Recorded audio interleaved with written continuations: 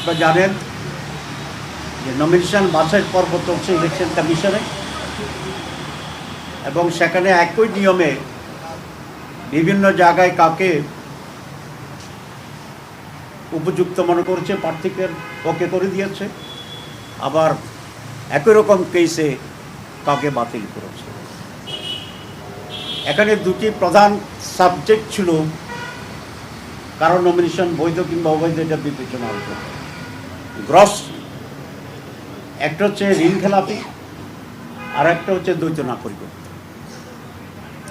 ঋণ খেলাপির ব্যাপারে তো এটা স্পষ্ট সবসময় এটা ছিল, কিন্তু কিছু কিছু জায়গায় আমরা ইলেকশন কমিশনের একটু ভিন্নতা দেখতে পাচ্ছি। আর দ্বৈত নাগরিকত্বের ব্যাপারেও প্রাথমিক বাছাই একই ধরনের জায়গায় কাউকে বৈধ করছে, কাউকে অবৈধ করছে, এটা হিয়ারিং চলছে।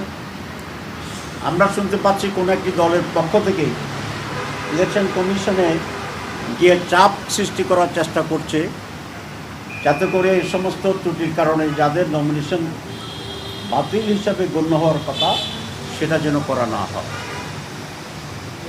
আমরা খুব স্পষ্টভাবে আজকে বলতে চাই যে কোনো ধরনের চাপে নতি স্বীকার না করে যে দলেরই হোক, ইভেন জামাত ইসলামীরাও যদি হয়, তাহলে আরপিওর যে নিয়ম আছে সেই নিয়মের ভিত্তিতে যেন বৈধ এবং অবৈধ বিষয়টিকে ফয়সলা করা হয়।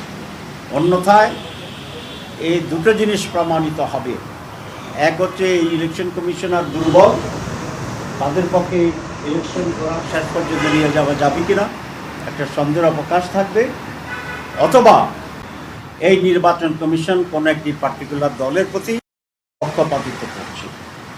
এই ধরনের আচরণ যদি অব্যাহত থাকে তাহলে সুষ্ঠু নির্বাচনের ব্যাপারে জনগণের ভিতরে সংশয় এবং হতাশা দেখা দিতে পারে।